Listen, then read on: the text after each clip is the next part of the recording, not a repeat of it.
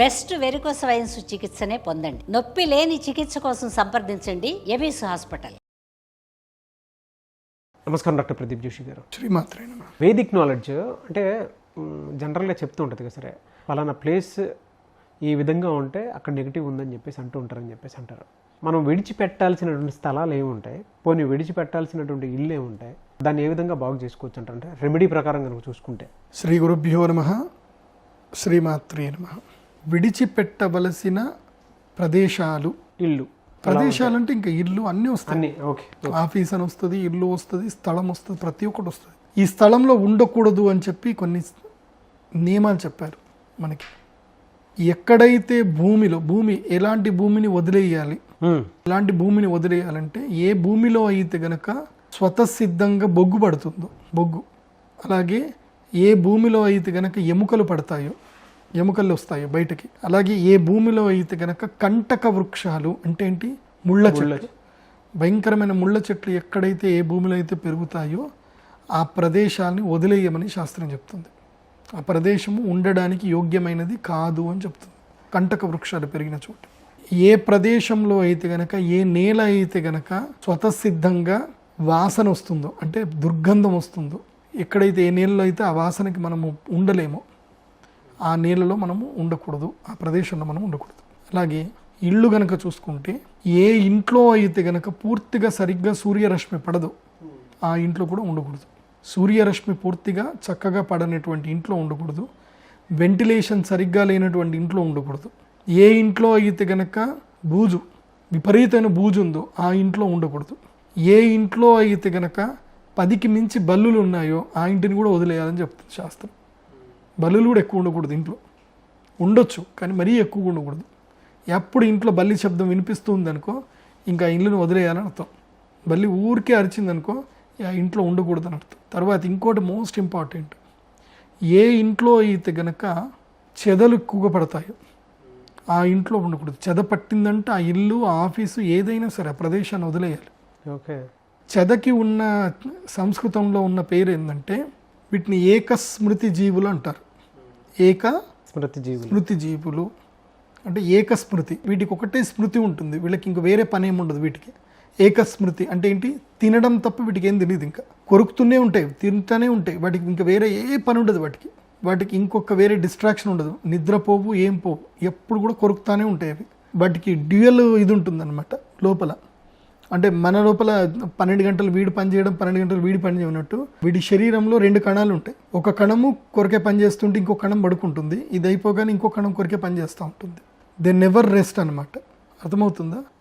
వాటికి ఉన్న మెమొరీ ఏంటంటే ఓన్లీ కొరకడం అంతే, ఇంకా వేరే మెమొరీ ఏం లేదు వాటికి. అందుకోసమే ఏకస్మృతి జీవి అంటారు. ఈ సృష్టిలో మొత్తం మీద ఏకస్మృతి జీవి అంటే అదొక్కటి మాత్రమే, చెదకు మించిన శక్తి ఇంకోటి లేదు. దాన్ని ఏకస్మృతి జీవి అంటారు. ఇది ఎంతమందికి తెలుసు మీకు? ఫస్ట్ టైం కనుక విని ఉంటే మీరు ఫస్ట్ టైం అయ్యాడు అని పెట్టండి. ఎందుకోసమంటే ఇవన్నీ ఎవరు చెప్పరు. చాలా పుస్తకాలు చదవాలి, చాలా గ్రంథాలు చదివితే తెలుస్తుంది మనకి. మనం చీమల గురించి మాట్లాడుకున్నాం, ఏకకణ జీవి అని మాట్లాడుకున్నాం. దీన్ని ఏకస్మృతి జీవులు అంటారు. ఇవి ఎక్కువ అడవిలో ఉంటాయి, అడవిలో చెట్లకు పడతా ఉంటాయి, కింది నుంచి మట్టిని తీసుకొచ్చి పైకి వేస్తాయి. వీటి వల్ల నేచర్లో ఒక ఉపయోగం ఉంది, ఒక నష్టం కూడా ఉంది. చెదల వల్ల ఏంటి సార్ అది? చెదల వల్ల దీనికి మంచిది కాదు, ఏది ఇంటికి మంచిది కాదు. ఇంటికి చెదబట్టకూడదు. ఇంటికి చెదబట్టిందంటే ఆ ఇంటి వదిలేయాలి, లేదంటే ఆ ఇల్లు మొత్తం కూల్చేసి మొత్తం కూడా వేప మందు కొట్టేసి అన్నీ చేసుకొని చేయాలి. కానీ ఈ చెదకి ఉన్న ఒక గొప్ప గుణం ఉంటుంది. చెద పురుగు చేసే ఒక మేలు, మనిషికి చేసే మేలు ఏంటి తెలుసా?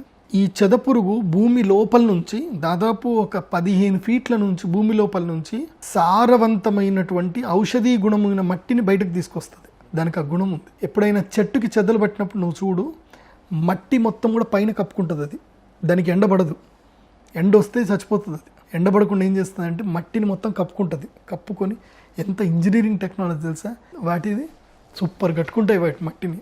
మంచిగా కన్స్ట్రక్షన్, నీట్గా కన్స్ట్రక్షన్ చేసుకొని ఒక గుహలాగా తయారు చేసుకొని ఆ చెట్టును మొత్తం కొరికేస్తూ ఉంటాయి.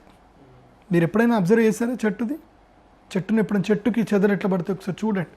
చెదబట్టింది మనకు కనబడదు, పైన చూస్తే మంచిగా ఉంటుంది కానీ లోపలంతా తినేస్తూ ఉంటుంది చెదబట్టింది. కొంచెం చూస్తే చదివి చూసినప్పుడు చూస్తే మట్టి పైకి పేర్కొంటుంటుంది. ఆ మట్టికి ఒక గుణం ఉంటుంది, అద్భుతమైన మట్టి అది.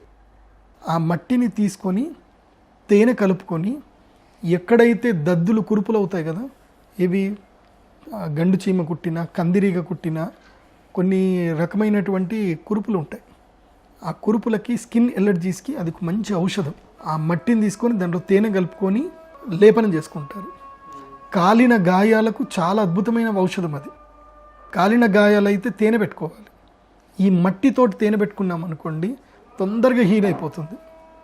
సో ఇవన్నీ కూడా ఆయుర్వేదంలో కొన్ని దాంట్లో చెప్పుంటారు.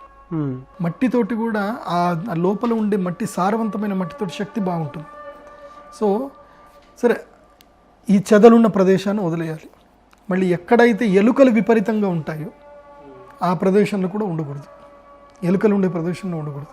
ఇంకా నెగిటివ్స్ కొన్ని ఉంటాయి. ఎట్లా అంటే వాస్తవంగా ఇది చెప్పకూడదు, కానీ నేను నా నియమ ప్రకారం నేను చెప్తాను, కానీ మీరెవరూ బాధపడకండి. ఎందుకోసమంటే ఎక్కడైతే గనక చావు డప్పు శబ్దాలు రెగ్యులర్గా మోగుతాయో అక్కడ ఉండకూడదు, దూరంగా ఉండాలి.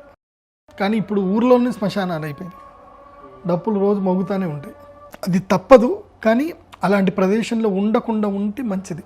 తర్వాత మీ ఇష్టం. అది ఎలా సార్ అంటే పరిస్థితి ఈ విధంగా ఉన్నప్పుడు రెమెడీ ఏంటి? రెమెడీ మెయిన్గా ఇప్పుడు ఇంట్లో విపరీతంగా చీమలు కనిపించాయనుకోండి, దానికైతే పసుపు నీళ్ళు చల్లడము చేసుకోవాలి.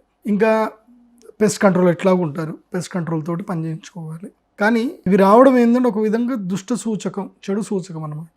అప్పుడు తప్పకుండా ఇంట్లో యాగాలు చేసుకోవడము, సాంబ్రాణి వేసుకోవడము, ఇవి ఇంట్లో అయితే కనుక సాంబ్రాణి అవి వేసుకోవడము. ఒకవేళ భూమి దోషపూరితమైతే ఆ భూమిని మొత్తం కూడా దున్ని ఆ భూమి లోపల తులసి చెట్లు పెంచి ఆ తర్వాత ఇల్లు కట్టుకోవడము. ఒకవేళ ఈ చెదలు బాగా పట్టాయనుకోండి తప్పకుండా ఇల్లు వదిలిపెట్టాలి. చెదలు పడితే మాత్రం ఇల్లు వదిలిపెట్టాలి. ఇల్లు వదిలిపెట్టి పెస్ట్ కంట్రోల్ చేయించేసి నీట్గా అంత చేసుకొని చేయాలి. అయితే ఒకటి మాత్రం చెప్తాను, కొన్ని ఇళ్లల్లో పారానార్మల్ యాక్టివిటీస్ కొన్ని జరుగుతాయి, అసలు తెలియదు. వాళ్ళు ఎక్స్పీరియన్స్ చేసినది వాళ్ళు కన్నీళ్ళు పెట్టుకుంటారు, ఏడుస్తారు, చెప్తారు తప్ప మీతో ఎవరు నమ్మరు. ఇది జరుగుతుంది, నాకు ఇలా జరిగిపోయింది, అలా అయిపోయింది, మా ఆరోగ్యం పాడైపోతుంది అని చెప్పుకుంటారు, ఏడుస్తారు. మెడికల్ డయాగ్నోస్టిక్ సెంటర్కి వెళ్తే ఏమీ వెళ్ళదు, కానీ మాత్రం తెలుస్తుంది. సింపుల్ చెప్పాలంటే మొన్న ఈ మధ్య నా దగ్గరికి ఒక పెద్ద ఆవిడ వచ్చింది. అది దాదాపు 62 ఏళ్ళు ఉంటాయి. ఆవిడ నాకు కొంచెం బాగాలేదు, నాకు హెల్త్ ఈ మధ్య సరిగ్గా ఉండట్లేదు, నాకేదో ఇదవుతుంది అదవుతుంది అని అంటే హాస్పిటల్ తీసుకెళ్తే డాక్టర్లు నవ్వారు. ఒకసారి వెళ్ళిపోతే డయాగ్నోస్ చేస్తే ఏం తెలియదు. రెండోసారి తీసుకెళ్తే ఆ డాక్టర్ నవ్వాడు. నీకు ఏం లేదమ్మా, అంతా నువ్వు సైకలాజికల్గా ఫీల్ అవుతున్నావు అమ్మా, ఏం లేదమ్మా అని చెప్పాడు. ఆమె బాధ ఎవరు అర్థం చేసుకోలేకపోతున్నారు, ఎవరికి తెలియట్లే. నా దగ్గరికి వచ్చారు. నా దగ్గర వస్తే నీకు తెలుసు కదా ఎట్లయినా సరే నేను ఏం మాట్లాడొద్దని చెప్తా. రాగానే నేను చూశాను, జాతకం చూశాను, చేతి చూశాను, ఆమె దగ్గర రమ్మని చెప్పాను. ఆమె పల్స్ చెక్ చేస్తూ ఉంటే నేను ఎక్స్పీరియన్స్ అయ్యాను, ఆమెకి ఏం జరుగుతుంది అనేది నాకు ఎక్స్పీరియన్స్ అయింది. నేను ఇమీడియట్లీ క్లయింట్ని అడిగా, మీ నాన్నగారు ఎక్కడున్నారా అని అడిగా. మా నాన్న చనిపోయి 2 months అయిందండి అన్నారు. నాకు అర్థమైపోయింది. ఇంకా తర్వాత ఆమెకి మెడిసిన్ ఇచ్చేసాను. ఒకటి అమ్మవారిది మంత్రి ఇచ్చింది, ఒకటి మెడిసిన్ ఇచ్చాను. మెడిసిన్ ఇచ్చాక వాళ్ళ అమ్మగారు బయటకు పోయాక పిల్లగాడికి కూర్చోబెట్టి చెప్పాను, there is a sum is there, మీరు కాశీకి వెళ్ళండి, చక్కగా మీ నాన్నగారికి శ్రాద్ధము అన్నీ కరెక్ట్ చేపియండి, చేపించినాక ఇది పోతుంది అని చెప్పాను. సో ఇవన్నీ నమ్మడానికి తెలియవు. సో అందుకోసమని ఇంట్లో ఏది జరుగుతున్నా యజ్ఞ యాగాది కర్మలు ఇంట్లో జరగాలి. ఇంట్లో రెగ్యులర్గా ఏం చేసుకోవాలి, యజ్ఞం చేయాలి. యజ్ఞం చేయడానికి ఏ పంతులు అక్కర్లే. ఏం చేయాలి, ఒక 4 ఇటుకలు పెట్టుకోవాలి, లేదంటే చిన్న హోమకుండాలు దొరుకుతాయి మనకి, చిన్న హోమకుండాలు తీసుకోవాలి. ఎక్కడో దగ్గర మనకి రావి చెట్టు, మర్రి చెట్టు, మేడి చెట్టు ఇవన్నీ మనకు దొరుకుతాయి ఎక్కడైనా. ఆ చెట్టు కింద పడ్డ పుల్లలు ఉంటాయి, ఆ పుల్లలు ఒక మంచి బస్తాలో ఏర్కచ్చుకోవాలి. ఏర్కచ్చుకొని ఇన్నే పుల్లలు, ఇంత నెయ్యి, ఒక చిన్న గిన్నె నెయ్యి తీసుకోవాలి, దాంట్లో ముంచాలి, ఒక చిన్న కర్పూరం వెలిగించాలి, నెయ్యిలో ఆ కట్టెపుల్ల ముంచి స్వాహ అని వేయండి, అయిపోతుంది. ఓం ద్రాం దత్తాత్రేయాయ స్వాహ, లేదంటే మీకు నమశివాయ ఇస్తే ఓం నమశివాయ స్వాహ, ఓం నమశివాయ స్వాహ. పెద్ద మంత్రం అది, నేర్చుకోవచ్చు కదా ఈజీగా.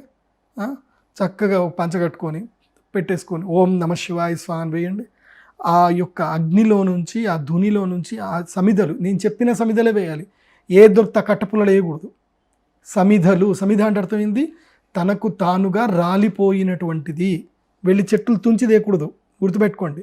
సమిధ అంటే అర్థమైంది రాలిపోయి కాలిపోవడానికి సిద్ధంగా ఉండేది. అవి తీసుకొచ్చి అవి వేసి యజ్ఞం చేసుకోవాలి. చిన్న యజ్ఞం 10 నిమిషాల్లో అయిపోతుంది.